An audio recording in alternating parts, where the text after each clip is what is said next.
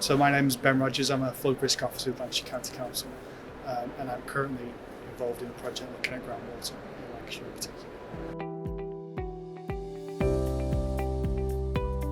Yeah, so ultimately the problem with groundwater is that we simply don't have the powers. There's nothing there in legislation to help us actually deal with groundwater flood risk. So anything that strengthens and clarifies the responsibility for dealing with groundwater flood risk would give us the resources we need to actually deal with the problem, because currently it's just overlooked, and any resources that might be there get absorbed into dealing with other forms of flood risk. So all we ever have is reactive responses to issues that we ultimately find out to be groundwater based, but at the time we don't know.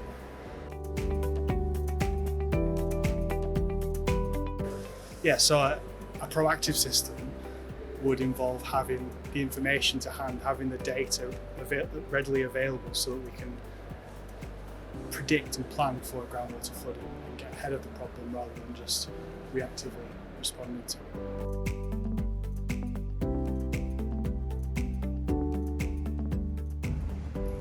So first of all, I would like to welcome Ben Rogers, who is a flood risk officer at Lancashire County Council. Ben's been at Lancashire Council since 2020 after a 3-year postgraduate geological research position at the University of Oslo in Norway. He's currently leading on a project looking at groundwater and its associated flood risk in Lancashire. Based on his work to date, Ben is going to tell us about some of the legislative framework surrounding groundwater and any opportunities for the future. So over to you, Ben, in 10 minutes. Thanks very much, Hillary. Hi everybody. Thanks to ACE for inviting me to speak today. Not to start with a really terrible poem, but I have to apologise for how dry this title is. But I'm going to be speaking today about the framework around groundwater flood risk and the framework that risk management authorities are operating within when it comes to dealing with groundwater. And hopefully that will set the scene for some of the conversation that goes behind shortly. So we'll start with the definition. So since we're talking about legislation, I've lifted a couple of definitions from some of the documents we're going to review. So the Flood Water Management Act describes groundwater as all water which flows the surface of the ground and in direct contact with the ground or subsoil. And the pit review describes groundwater flood risk as flooding that occurs where the water levels in the ground rise above the natural surface of the ground. So those are quite simple definitions. I would say that deceptively simple. Groundwater is a very, very complicated subject. I would say it's one of the harder forms of flood risk to get your head around. I think because we all interact with water on a daily basis, it can be quite intuitive to understand, for example, how high the floods if we used to fail. Whereas when we're trying to deal with how water behaves in the ground, in rocks and soil, that involves understanding things like porosity and permeability, fluid mechanics, which is not necessarily something that's available or intuitive to people like myself who are dealing with this on a day-to-day basis. So obviously it's a very broad subject, but I think I have to start at the beginning, which really means going back and looking at legislation over the last decade or so. So I want to take you back to the summer of 2007. So some of you will probably remember there was a pretty serious flood incident then. There was flooding right across the country from Yorkshire right down to the Thames Valley. And what that flooding event highlighted was that we didn't have a particularly robust framework for how to deal with that kind of event. So Michael Pitt published the Pitt Review in 2008, which was designed to come up with a series of recommendations that would help us to build that framework a little bit better. But in terms of groundwater, it was a very broad and robust document, but there was only a few key references to groundwater. So firstly, the review acknowledged that the Environment Agency had an emerging strategic overview role.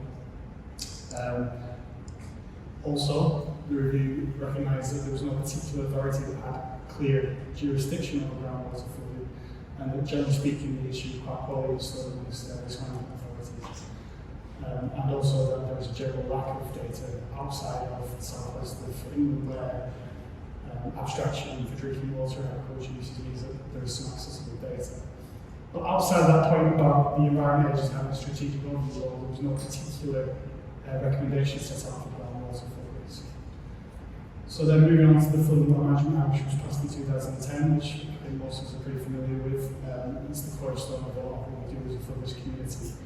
That act looked to enact and implement a lot of those recommendations from the peer review. And obviously it's a very broad document, but when you're actually looking at groundwater flood risk, when it says specifically about groundwater flood risk, that comes down to really one section, which is section 9.1, which states a legal flood authority for an area in England must develop, maintain, apply, and monitor a strategy for local flood risk management in this area. So groundwater flood risk is included within that definition of the term flood risk in the glossary, so that infers that legal flood authorities have a duty. I think a lot of people say that some legal flood authorities are responsible for groundwater flooding, but given that this is the only section of that document that really clearly defines that, I think you would agree it's quite specific in its definition. So, as Sir Michael Pitt said, since there's a general lack of understanding and lack of data, the legal authority might look at the information available to them and assess that there isn't really much groundwater flood risk in their area, when actually it might be a serious problem. So I think you'd agree that this is not really robust enough to meet what we need as a flood risk community for groundwater flood risk.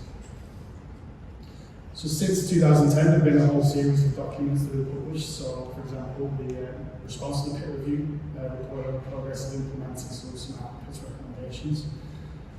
The National Planning Policy Framework, which does consider flood risk in the planning context, but not specifically groundwater. The Design and Construction Guidance, which does look at groundwater, but it's specific to sewer charging. The Jenkins Review, which did consider groundwater, but it didn't go any further and helped to clarify those gaps and whose responsibility it is in terms of dealing with flood risk. And even our own national flood and coast strategy, while again it does talk about groundwater, it doesn't provide us that clarity on whose responsibility ultimately is.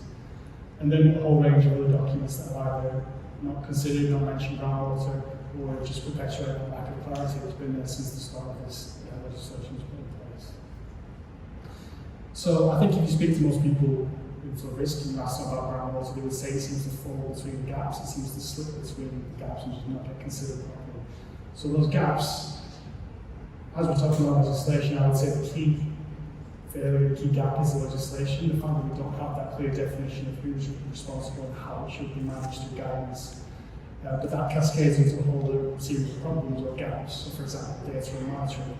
So, as we said, the Southwest, due to drinking water abstraction, means that they do have access to some data, but for most of the rest of the country, that's not the case. So, for example, in Lancashire, we have lovely fresh drinking water, which means we don't have that data from abstraction, and generally we're just blind to what's going on with groundwater. There are also resources and funding, so as risk management authorities have their own specific statutory responsibilities, groundwater often gets neglected, and indeed the resources that are there get absorbed by considering the forms of flood risk like surface water or fluvium. And that's kind of compounded by just the lack of investment in general. And that leads on to a lack of knowledge and training, because authorities don't have that impetus to go out and seek the training, which simply doesn't happen. And from my experience, risk management authorities, we don't have the access to the expertise that we know are out there. And then finally, leadership and collaboration. I think given the broad national role the Environment Agency have and the local role that we look for themselves, there's definitely a gap there. I think the groundwater often falls between that, and we simply don't have a level of collaboration we have in other forms of flood risk. So really the punchline of what I would say is if we go right back to 2018, so Michael Pitt's review of the flood in 2007, if you highlight these 2 points, I think we agree really we're in the same position. Generally speaking, it's still not clear who has the responsibility to deal with groundwater flood risk. We still don't have a really great understanding of flood risk as risk management authorities, and we still generally lack data outside of the southwest of England. So, not to be completely bleak about it, to try to finish on a positive note, there are opportunities that we've heard this morning. Schedule 3 is an opportunity. It's obviously specific to sustainable drainage systems, but there's no reason why that can't be tied into groundwater and considering groundwater flood risk for absolutely obtaining data. Speaking of data, there's no reason again why we can't have a strategy for going out and getting that data and maintaining it and having monitoring in place so that we can no longer be blind to groundwater flood risk. And also projects and working groups, so for example, let's have a working group on groundwater. I think these are going to be the best place going forward for charting the path of how we deal with this problem. But ultimately, groundwater is tied to the climate crisis as sea level rise and rainfall increases. so too will groundwater levels rise, and we as a community are going to be the people who have to meet the challenge of groundwater flood risk in the future. So really, we're the best place to deal with this. So hopefully, so thank you very much.